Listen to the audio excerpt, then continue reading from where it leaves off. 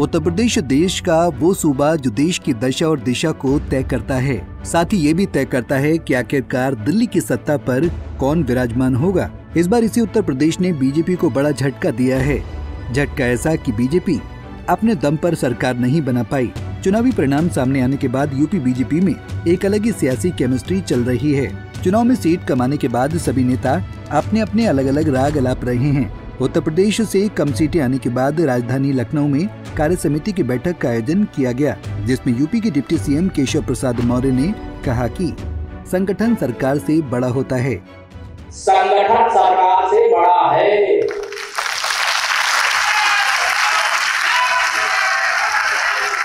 संगठन से बड़ा कोई नहीं होता है।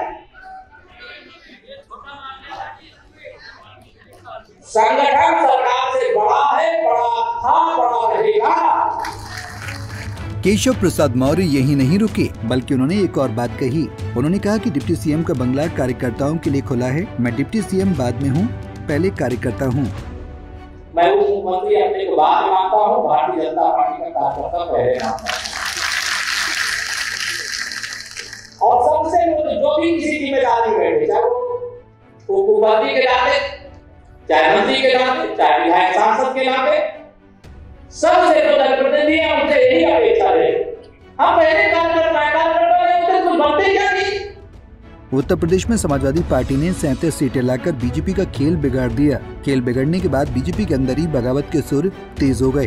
कार्यसमिति की बैठक के महज 2 दिन बाद ही केशव दिल्ली पहुंचे तो सवाल उठने लगा कि क्या यूपी बीजेपी में सब कुछ ठीक नहीं चल रहा है।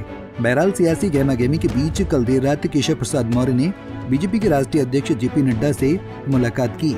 दोनों नेताओं के बीच करीब 1 घंटे तक बातचीत चली। माना जा रहा है कि इस दौरान सरकार और संगठन को लेकर चर्चा हुई। केशव के बाद जब यूपी बीजेपी के प्रदेश अध्यक्ष भूपेंद्र चौधरी ने भी नड्डा से मुलाकात की तो सवाल ये उठने लगा कि क्या यूपी में बड़ा सियासी उलटफेर होने वाला है।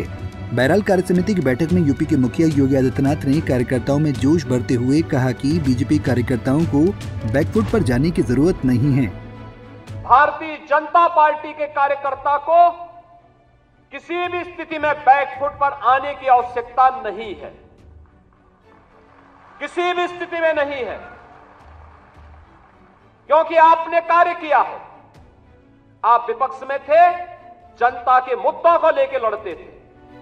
योगी ने एक तरफ बीजेपी के कार्यकर्ताओं में जोश भरा तो दूसरी तरफ ये भी कहा कि लोकसभा चुनाव में हार में अति आत्मविश्वास का नतीजा है।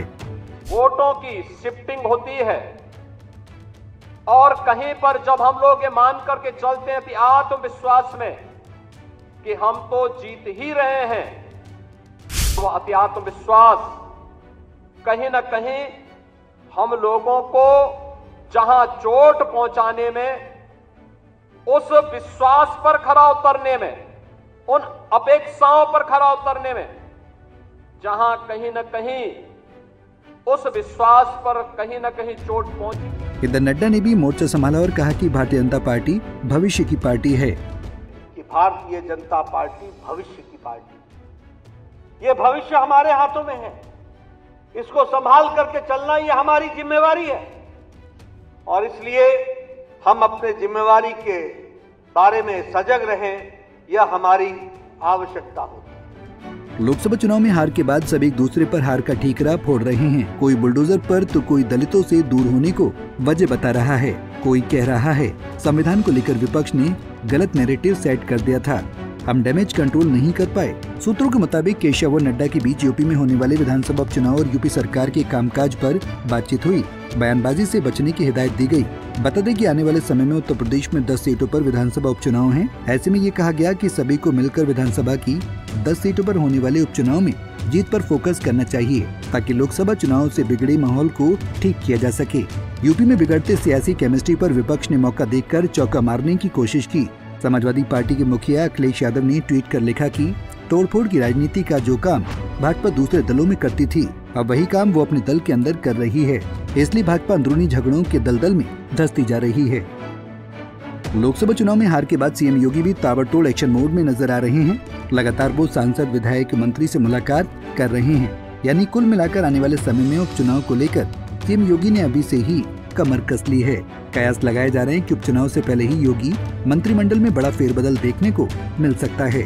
ऐसे में ये देखना महत्वपूर्ण होगा कि योगी मंत्रिमंडल में किसको नई जगह मिलती है और किसको बाहर का रास्ता दिखाया जाता है। Bureau report, Punjab Kesari TV.